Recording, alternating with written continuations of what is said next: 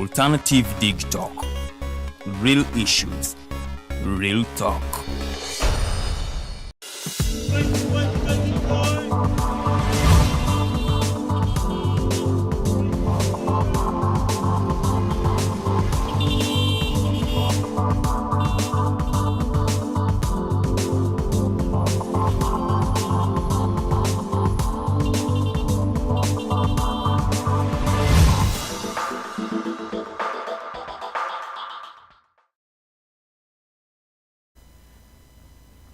Well, it's still the Mighty Drive, and I am Princess Luwade Lillian. Sorry about that.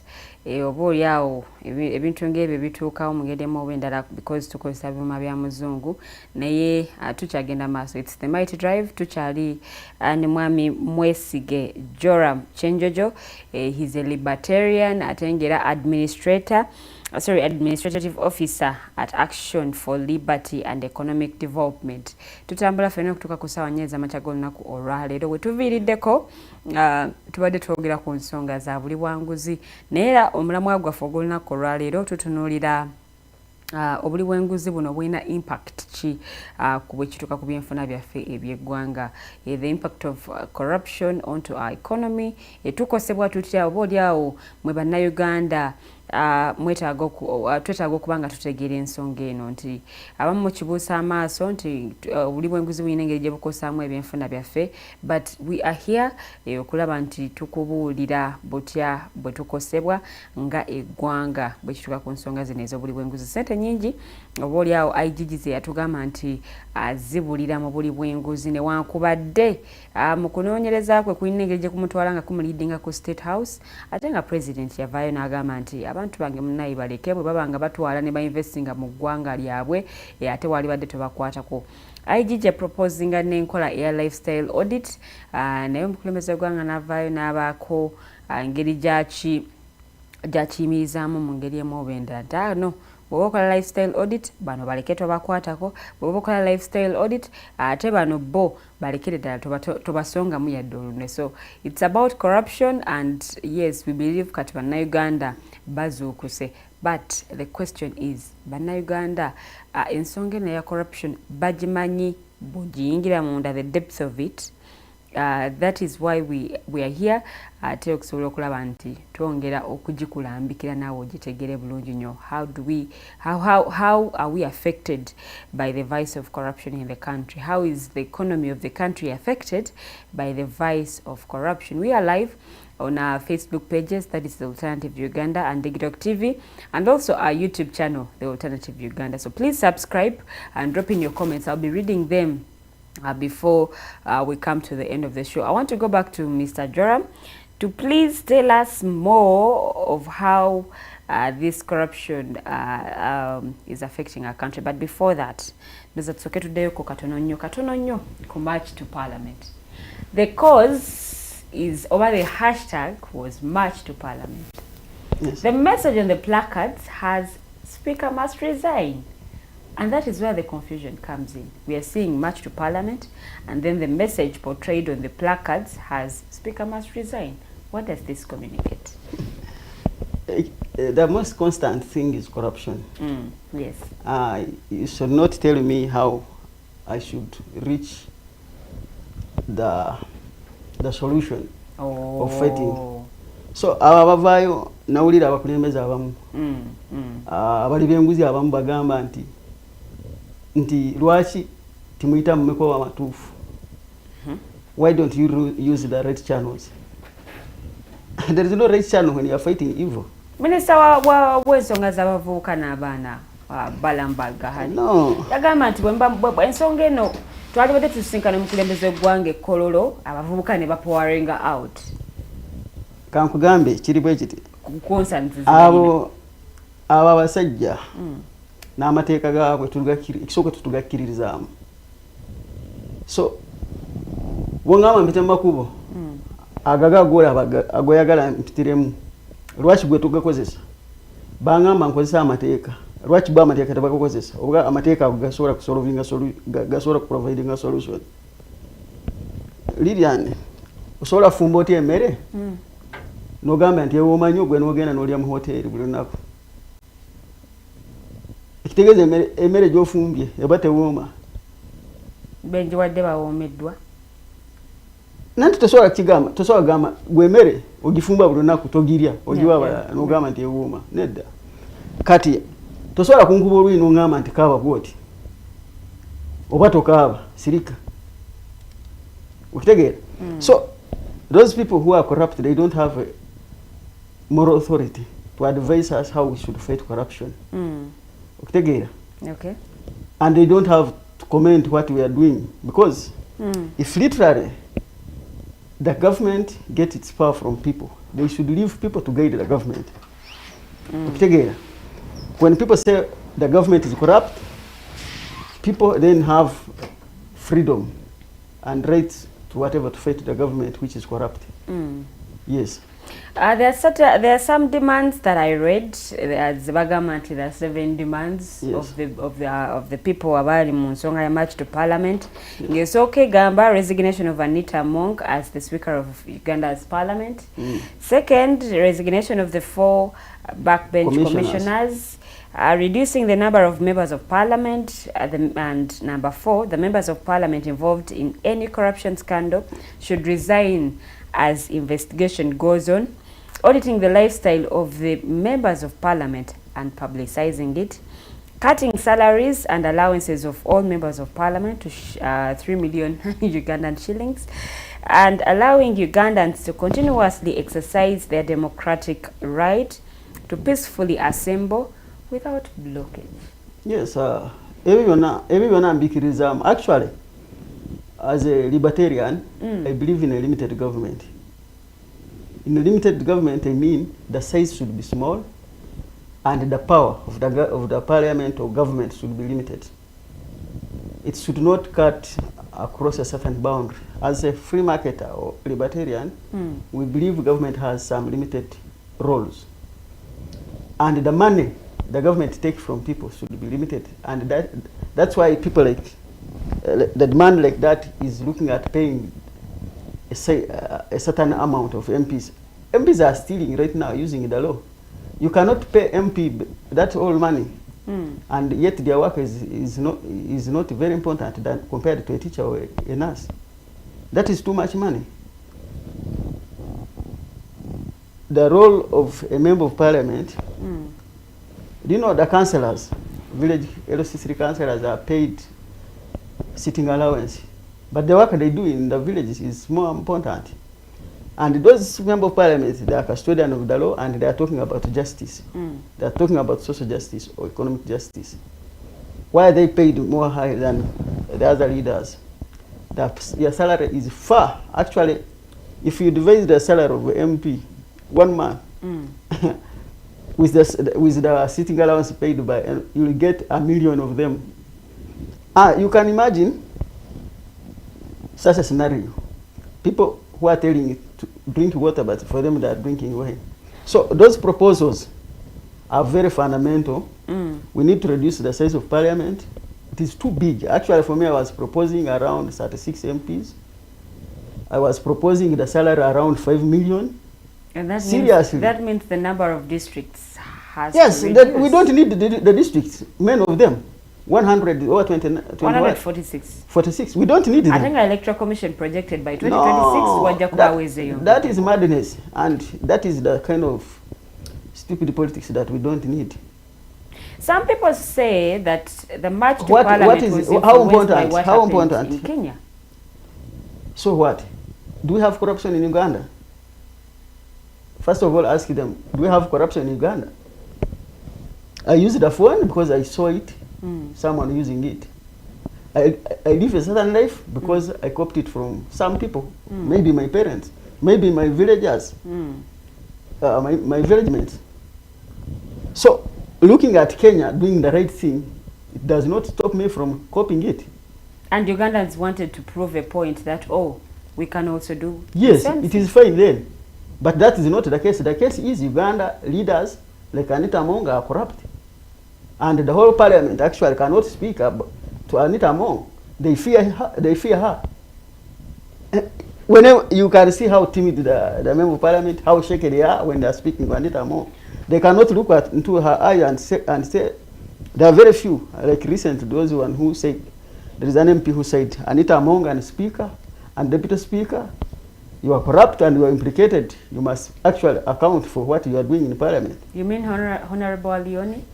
Yes. The one who was on the floor of Parliament? Yes. So, you cannot say that Uganda should not demonstrate because our neighbor demonstrated. And the question is, we should ask, does Uganda have corruption? Why should you tell me I should not demonstrate because my neighbor has demonstrated? So, Uganda has a problem of corruption. It is professed, or it is clearly put out by the IGG, Museveni himself. He's saying that those who are in my government should not get bailouts or should actually be imprisoned. But the problem I have with him, he contradicts himself all the time. I have a great history about Museveni and how he contradicts himself. From 2012 to 2013, I was at the university. He arrested people who were helping him to fight corruption. The Black Man movement people, team, leaders. When he was in Kukozesa at the independence celebration, I think, he professed or pronounced that he had revitalized his energy to fighting corruption. When Black Man came out to fight corruption, to help him fight corruption, he arrested all of them and threw them in jail. I'm sorry to my friend, Dr. Zach Nringi, who was actually attacked, but he arrested the leader of Black movement and threw them. When younger Ugandans come out to fight corruption, which he himself said Uganda is too corrupt, he says that they are not the one. They are gullible enough that they cannot fight, that their fight is influenced by imperialists, and Anita herself saying that they are fighting me because of homosexuals. That is nonsense. Let's break down the 7 demands. The first one says resignation of Anita Among as the Speaker of the Ugandan Parliament. The Speaker came out just of recent. Natugamba nti munange mwabagala resigning mwagala alagewa. She has to serve another term. Anita Among singa yali mu government eri serious. Yandibadde ali mu komera. Yandibadde ali mu komera. Oba yandibadde resigninga by amawanga agali civilized. Agali zimbiddwa kusinzira ku moral. Oba kumpisa. Yandibadde a protecting image ya family n'abaana abali beera bagala mu bukulembeze mu maaso n'agamba kanveewo omulala banoonyerezeeko. Because Anita is running. Anita. Yes, Anita, sorry. Because she's running a system that is corrupted. She's taking advantage of that. But why not the parliamentary exhibition? Of course, messages ezavaayo zaali obaolyawo era zitunuulidde ye nga Speaker wa Parliament. Era bwe yali mu lutuulo olumu n'atugamba nti bano bonna bonna banwana because of the Anti-Homosexuality Act eyayisibwa last year. Isn't it the same thing even right now? That is blame game. Anita Among, she's playing a blame game. The Speaker is playing a blame game. Because yatugamba yetisse omusalaba gwa Uganda. Ani agumuwadde? Osi musalaba gwa Uganda. Nze mwawa abagulimu. Abagumu omusalaba Ante omusalaba ogwo gwe yeetisse kwe kuba nti ye yakulira like y'omu kuba yali speaker mu kuyisa etteeka. Amawanga amalala nago agayisa nga tebanaba kunankani kwekalakaasa nti aba homosexual nga tebanaba. Amawanga mangi mu Uganda, it is over 100 agayisa musi yonna agakayisa ebyo agamateeka gali mu kinaana, I think kinaana plus agayisa agamateeka anti-homosexual whatever. Naye nga go tebagayisa ngeri bayisaamu Anita aba speaker gaabwe. Anita sagala ateekeko embeera ey'okugamba nti ba homosexual. Engeri gye nkugambye alina kutunulira ekizibu. Oba ogamba nti abaana bayita mu kwekalakaasa lwakuba aliwo enguzi. Lwaki tojjawo enguzi? tulabe corruption oba nawe kwasa soko jawe nguzi lwanyise nguzi ogijeo nawe ababbi obasibe nawe oleme kuba sente oswale bazimbe sengengewo so for MPs bazimbe generator wa mitayimbwa still issues to do with corruption abamaiko mkula yaliko mkomera Museveni na amujayo abantu abamu bawadeko mukomera oyo muvuka Museveni gwaronze natwara akikirire alabi akurwanyise nguzi mu Uganda mu URA bamukwatako muri wanguzi osobola kwata haina nogikwata nogigambe kumenyama kani haina take care of meat so there is a great contradiction aba member of parliament kugenda mukomera banji tubadde tubalaba but that is not sustainable. There should be a system of rule of law that is very objective and efficient to punish those people. And people have proposed the solution to corruption. Leaders who are implicated in corruption should leave power. They should not contest anymore in public office. Some of them should be imprisoned, given as punishment. Some people, I don't believe in this penalty, but people who are implicated should actually given heavy punishments. When we talk about the march to parliament, President yavayo kumukutu gwe ogwa X natekayo bubako obwebaza abakuumaddembe on how they handled the situation, but also na pointing out ensonga bbiri oba oliawo ze yalaba mu kwekalakaasa kuno okuba nti abamu ku beekalakaasi oba the whole cause yali funded n'amawanga g'ebweru oba oliawo agazzenga ga interfering mu nsonga z'amawanga agali ku African continent. Then the second thing kyeyalaba kwe kuba nti waaliwo ebibi bingi ebyali planned oba oliawo okukolebwa ku Uganda through the march to parliament. Museveni engeri gye mugambye, he used a system of impunity. The system is corrupted itself. Era protecting obuyinza bwe as a military leader. Alina kukozesa ebyo byonna, alina kukozesa amagi engeri wagalaba ku street atangire ekirinza kuddirira. Okitegeera?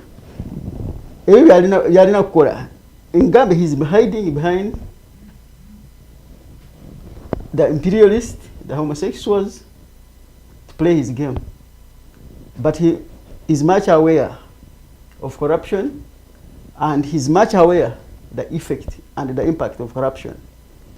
And Museveni, yabade engeri gye nkugambye, he's contradicting sharply himself because he's the appointing authority of the corrupt officers.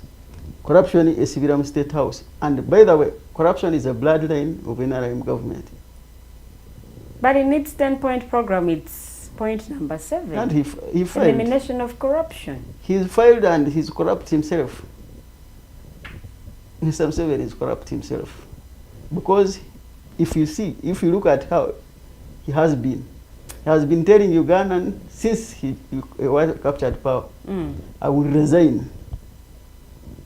I will run, I will not go, we shall give power to civilians. He started by bribing people, the member of parliament who changed the term limit, age limit. So a person like him, he cannot have moral authority to fight corruption. He does not have moral authority. How feasible are these demands, the 7 demands? Actually, those demands, because we're talking about reducing the number of members of parliament. No, there is what we call the constructive destruction, creative destruction. Or everything has some impact. You see, if some people may not say it is not tenable, Parliament ya Uganda jikwata nogijako, nogikendeza anti, there will be confusion and what. If this country is to grow and prosper, we must have long-term projection. We must do things for long-run impact. We must distract things today to make a foundation for a future. If you don't lay a proper foundation, if you don't distract to create a foundation, you may not have a strong house. So if we are to have a better governance system, a better governance system should look at the prosperity of the country. But what the current system is doing is sucking the economic vitality of the people. It is a parasite taking from people. You get? The taxpayer is crying of potholes. Traders are demonstrating today because the government wants too much money from them, that the businesses are making loss.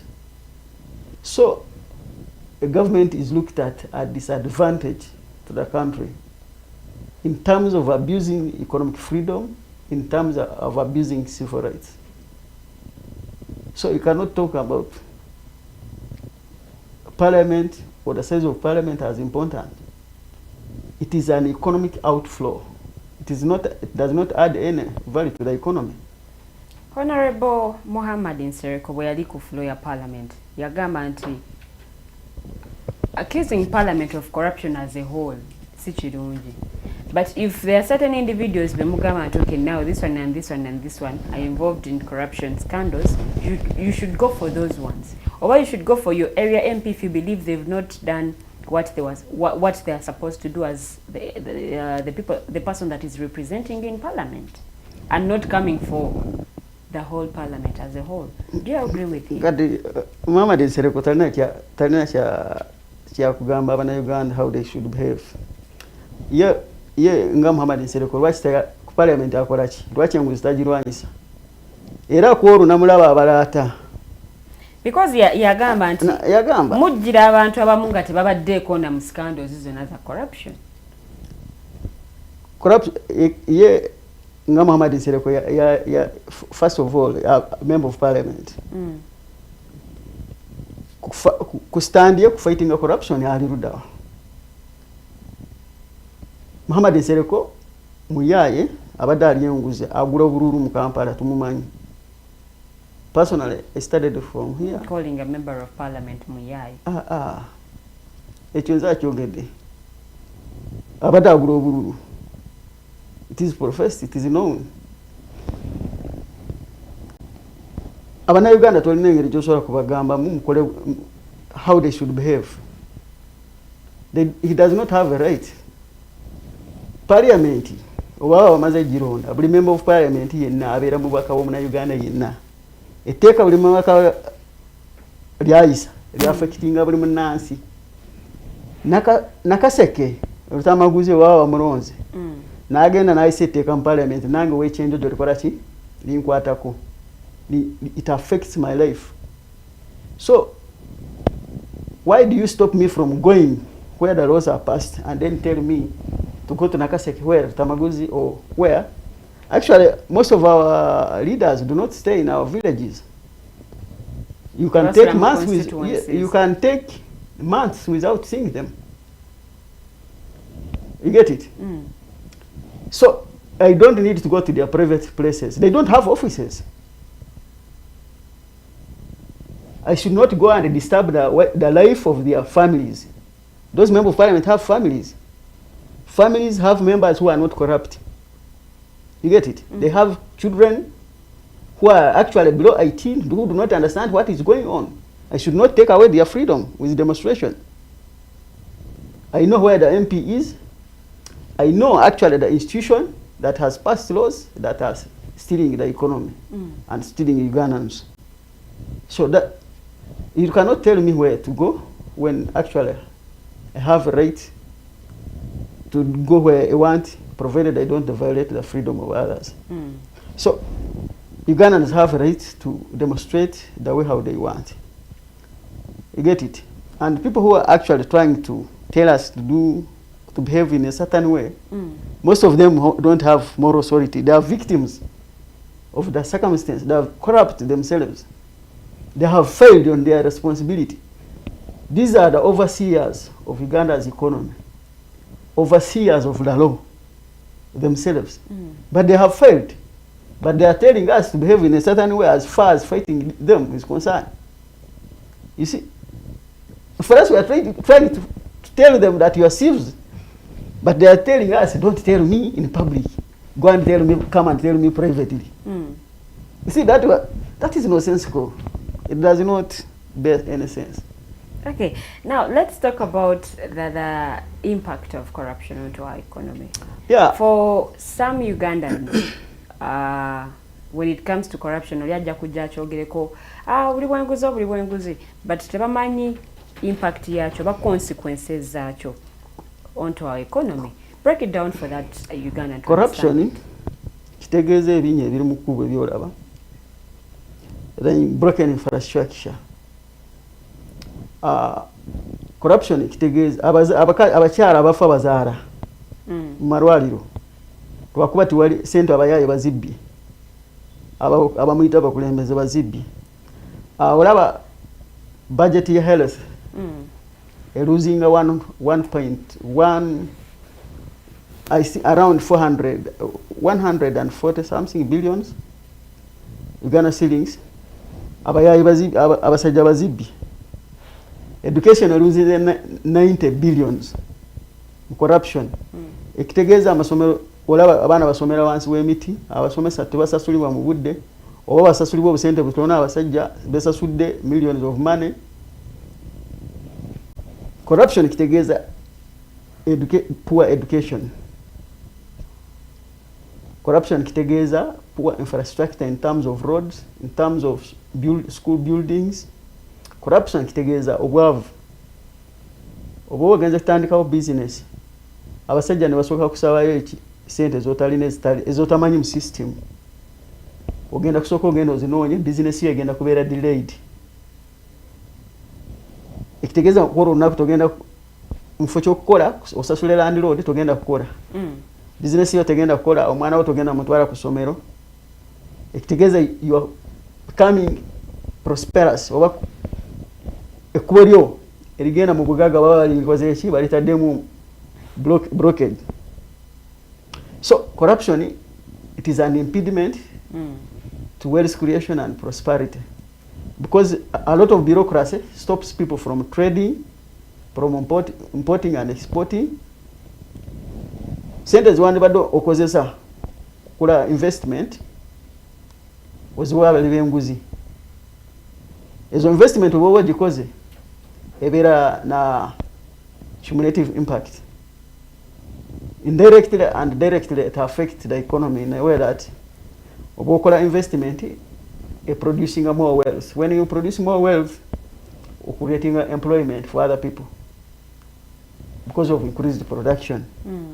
But because of corruption, you cannot produce, you are delayed production. It means you will not create jobs. It means people will be employed, are unemployed. Ekyo kireeta koki dependence. Abakirieriesi abayaye babeera bangi mu nsi. Wakuba people are not employed because of what? Of corruption. Corruption ekulaga obukulembeze obutali butuufu obw'ekiyaaye obumulina. It shows if leaders are good or bad. The prevalence of corruption means leaders are weak. They are fake. They are fighting for their own. They are in leadership for our own cause. Maybe they're in leadership because they are stealing. You get it?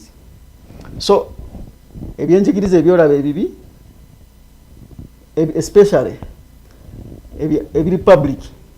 Era enguzi nayo of course amasomero aga private na aga public gonega kwatako. Oli bajja kumuteekako omusoro, bajja kumuteekako obukwakulizo. So you cannot establish a good school. Or it is establishing a factory producing a quality food because of corruption.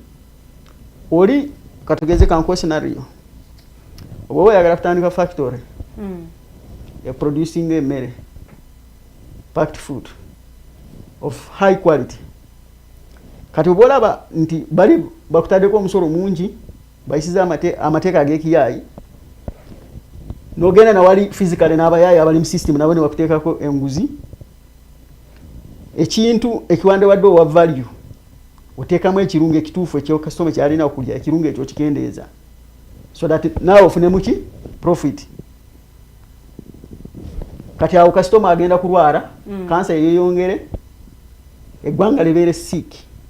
A sick population cannot be cannot produce, cannot live a healthy life.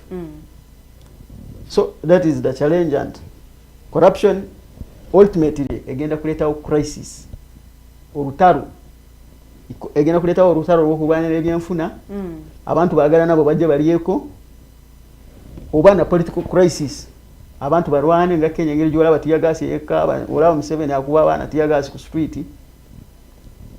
Yes, at the end of the day it will bring political turmoil. People will be fighting for political offices so that they can gain economic freedom in terms of political enrichment. Yes. We had President Museveni atambula still ku nsonga eno y'okulwanyisa obuli bw'enguzi. Era bwe yali mu State of the Nation Address n'ategeeza nti oba oliawo ensonga y'obuli bw'enguzi abadde tagimanyiiko nnyo nnyo, obadde abiwulira mu ngambo. Ekyogeredde State of the Nation Address. Ensonga y'enguzi yali agiwulira mu ngambo. Naye kati afunye obujulizi. Era abenyigidde mu corruption agenda kubanga abakolako. Do you think ekyogedde ddi mugomukaaga guno mwezi State of the Nation Address 2013 yagamba yali Kasese bwe ngugambye namba kyogere mabega kawo yali Kasese n'agamba enguzi mu Uganda agimanyi mweri naye abali b'enguzi agenda kubakolako kati abada yerabidde nti luli ekyogera nti kati agenda azemu n'akijjukira ati kati wali babadde babimuwa mu ngambo naye kati afunye obujulizi obumala era abinyigira mu scandals zonna eza corruption agenda kubanga abaana abavaayo ne bamuyambako kulwanyisa enguzi. Lwaki abakubatira gaasi? Lwaki abasasuza fine babatwala mu kooti? Lwaki abawa bail era cash bail? I mean, lwaki abawa cash bail? Lwaki tabagamba bazukuru engeri gy'abayita nze siri muzukuru abenyigidde mu march to parliament? Yes, they are fighting corruption. According to him, Constitution ya Uganda, Constitution ya Uganda ewa buli muna Uganda omwaganya era temuwa, actually temuwa emulaga omwaganya engeri gyalina kukolamu ebintu gavumenti oba eyisiza bubi ekimu ku ebyo kwekalakaasa.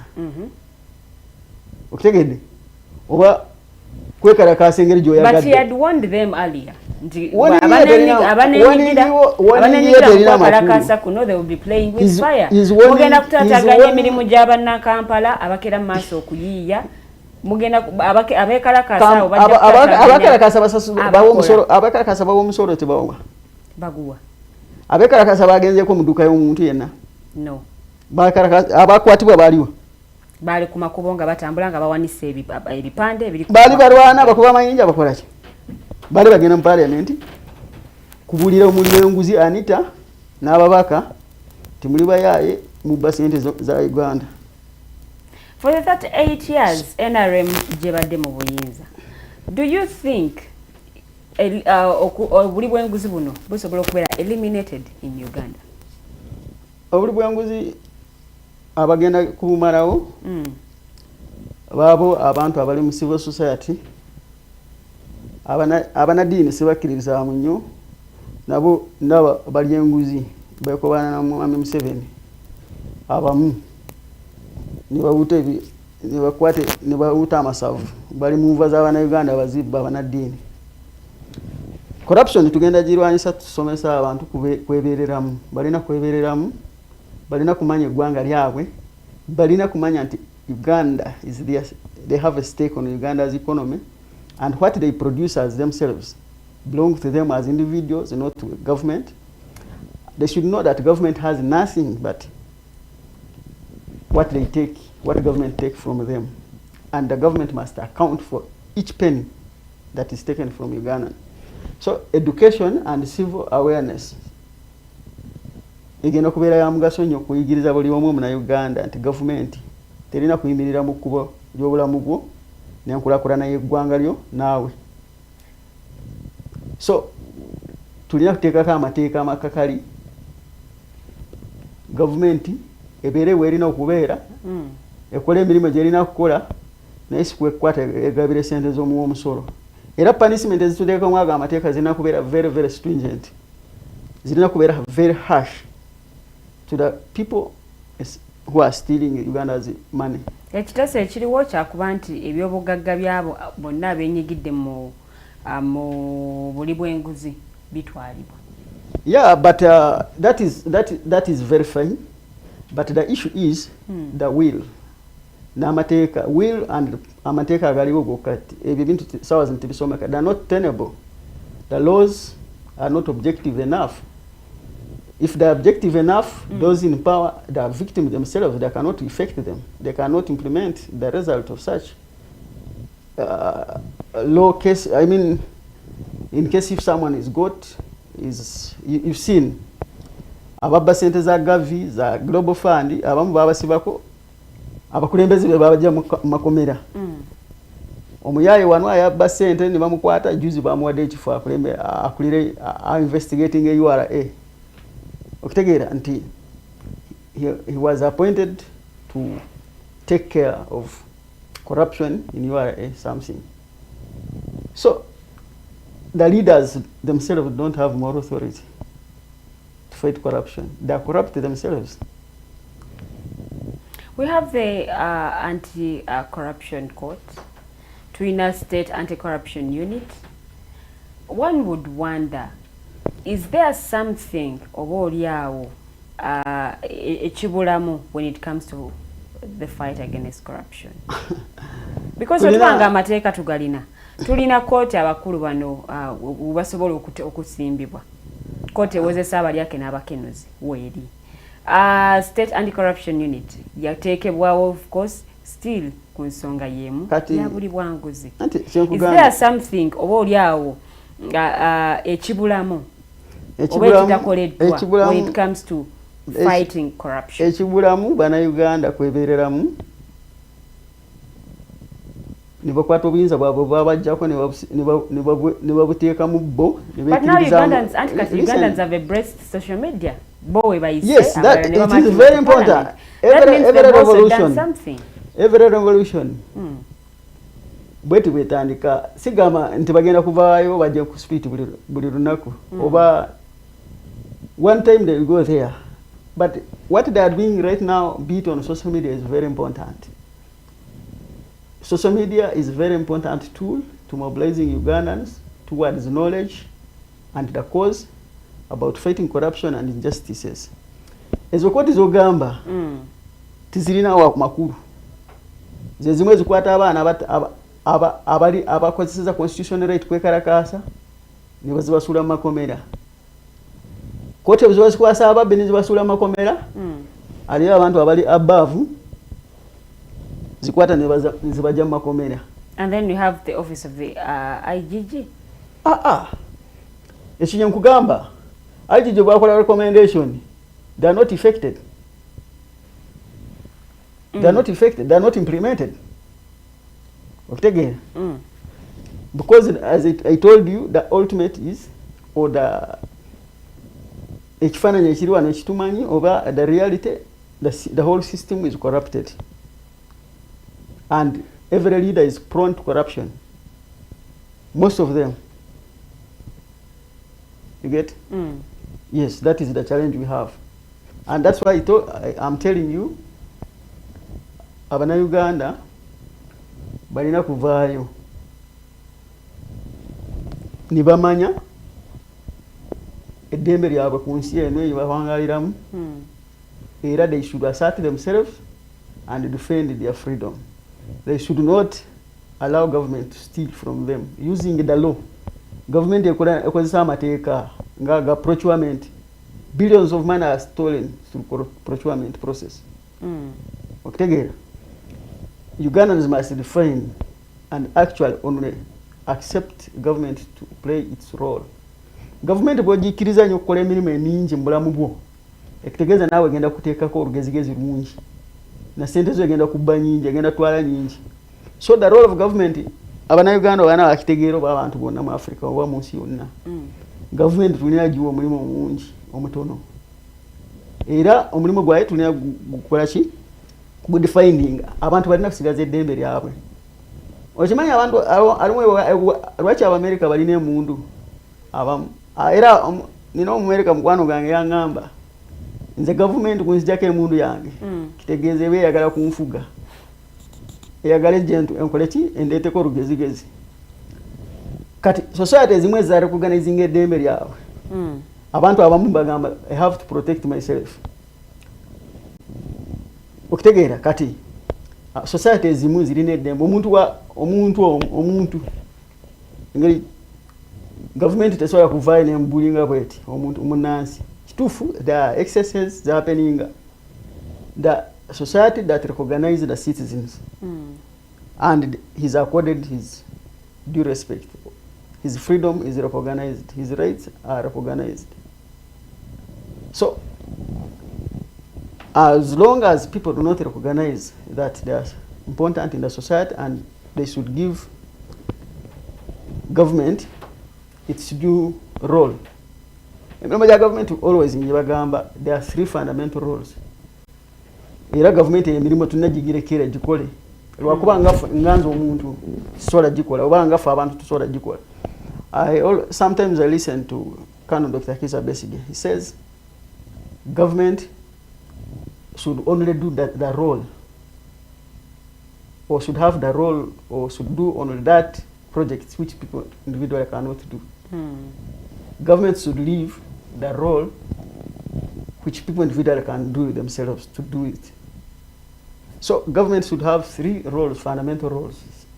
Edina kubera omulimu gwa security, that is security of my liberty from external aggression, security of my property.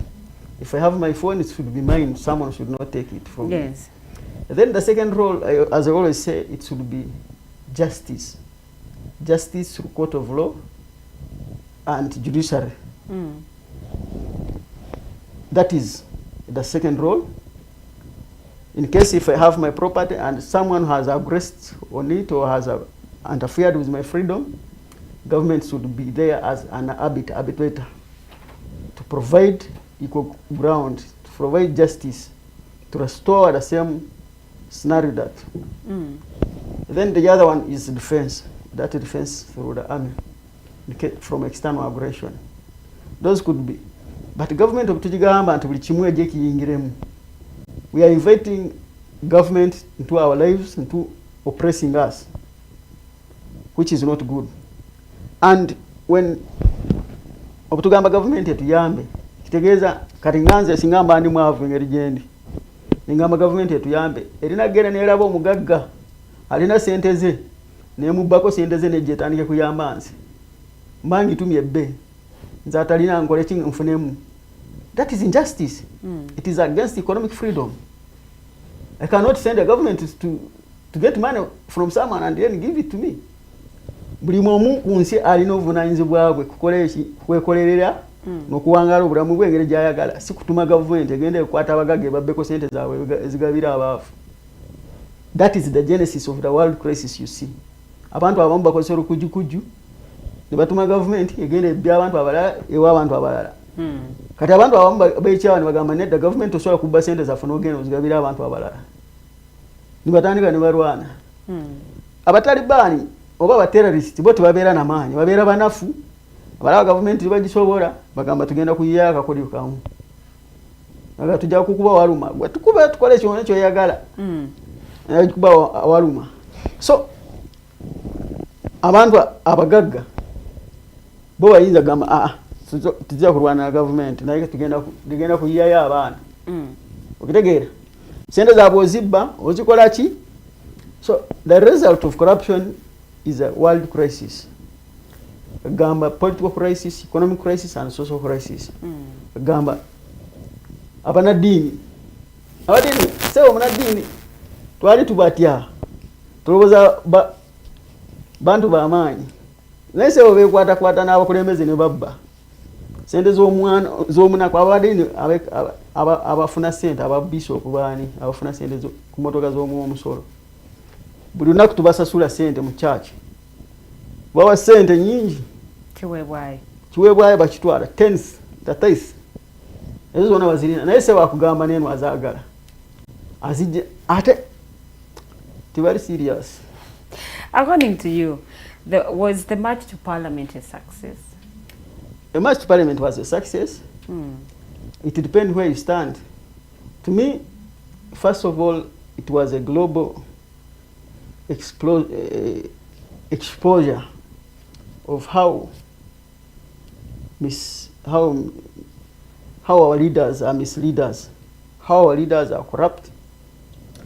The young people who came out boldly to speak against corruption are heroes, because they are fighting the problem that is affecting the lives of the poorest in this country.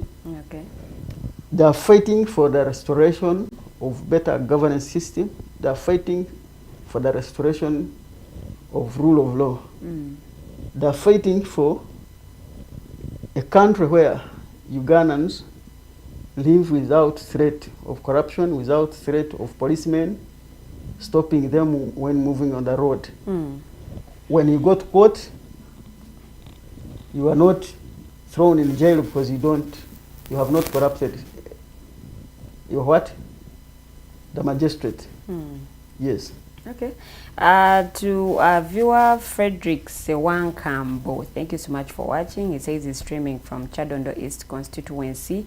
Thank you so much for watching. I believe message ndoza Mukuru Joram byayogeddeko bolyawo, you're able to pick one or two things when it comes to the fight against corruption. Yes, mudakika zaffe zino ezisigaddeyo nga tusigazza eddakiika nga 10 zokka okulaba nti show yaffe tugiwunzika ey'olunaku olwaleero. So mwenna abaliko nammwe abagenda maaso n'okubanga mukomentinga, thank you so much for what you're doing. Naye njagala nzireyoko ew'omugenyi waffe ow'olunaku olwaleero.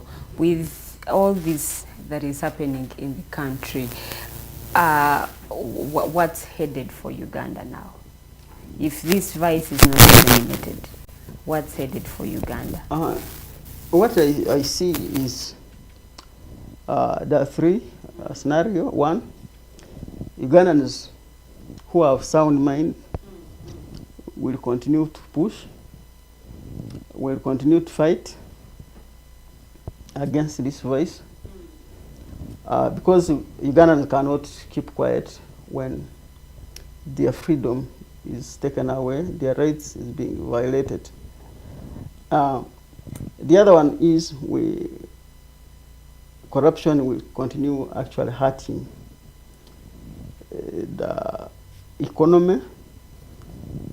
We shall see many demonstrations because of corruption. We shall see businesses are now closed because of corruption. We shall see many young people going to jail. And the other one, the ultimate, corruption will always be part of the political battle any country can have. Okay. Because people will be fighting to be part of the equation, to tap from the resources that are free and that are held by the government in power. Okay. Everyone today is fighting to be part of the parliament, because the parliament is a bonanza as far as rewarding the members. So there will be that economic war, which is war economy related. People are fighting politically to go in parliament to benefit economically. So there will be, that one is increasing. Every people are fighting, they are killing each other so that they can go in parliament. Because people design the system to protect them so that others can benefit. So that parliament benefit Mr. Museveni and his survival. He does not actually much harshly condemn parliament, because he knows it's the parliament. You see, when it was age limit, it's the parliament that helped him, build him, or helped him stay in power. When it was term limit, it's the parliament. So it's how Museveni akozesa parliament kuisaawo ebibye.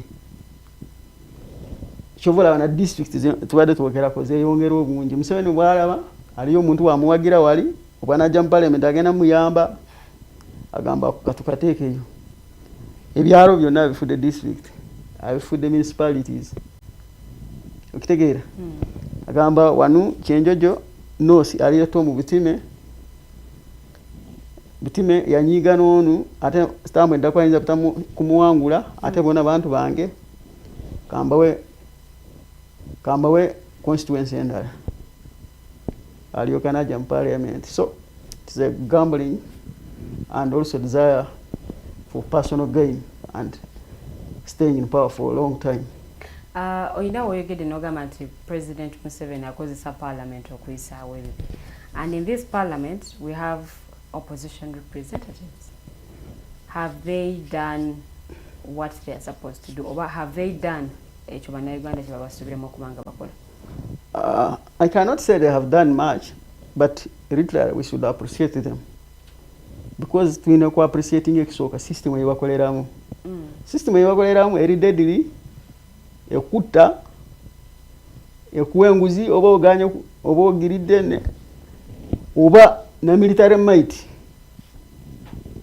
ya government yokka. Ebyo byonna ebintu biri complex.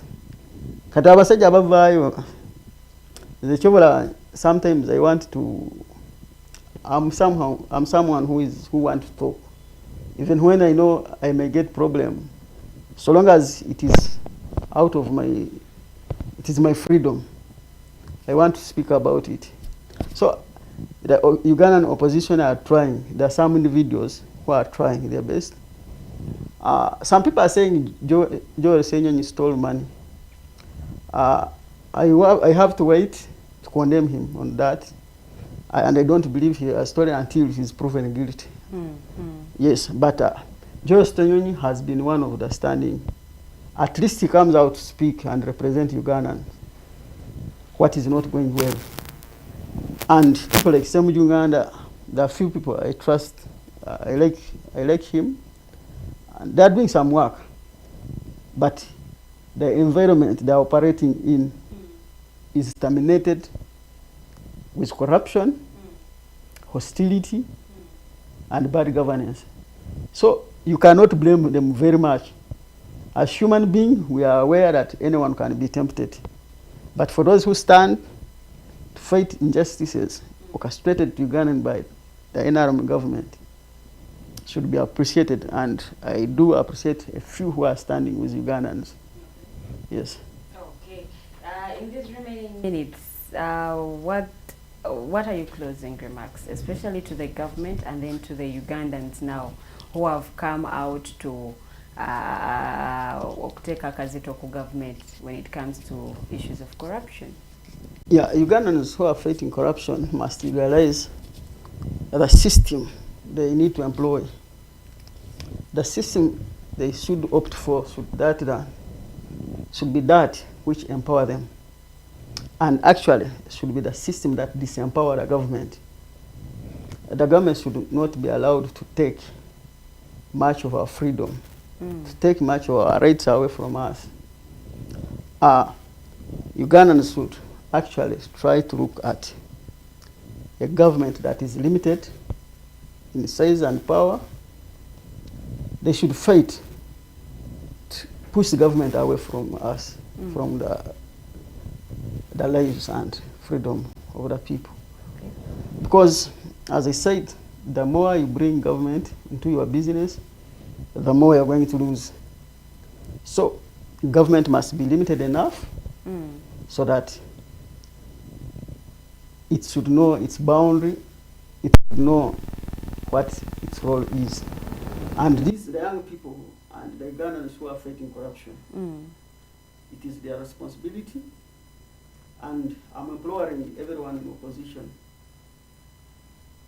the opposition of sound mind, they should unite. Museveni is very weak if we are united. Museveni is very, very strong if we are divided. So, Ugandan opposition should look at uniting.